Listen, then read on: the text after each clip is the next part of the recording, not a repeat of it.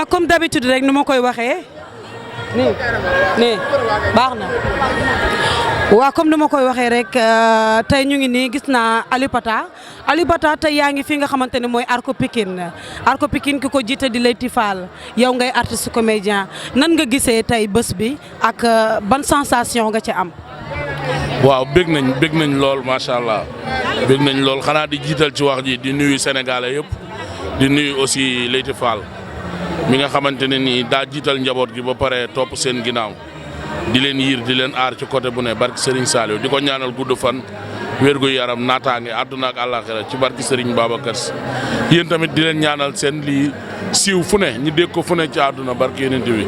mais bisu tay bi moom bisu mbégte la quoi bisu kontante la xam nga bisu mbégte la bisu kontante la bisu fierté la bu mag ci ñun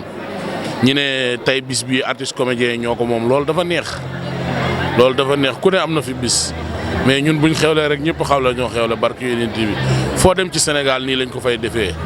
billaay wallaay mais nag li ma naan Leyti national man laay wax Leyti national laay wax tuddee ko médecin ci biir gaa yi dañuy toog ma ne leen Leyti Fall mooy médecin ci biir gaa yi parce que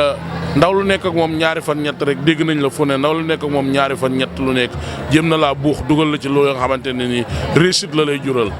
barki yeneen bi Arko Pikine moom foo rêve quoi ca kaw ca kanam.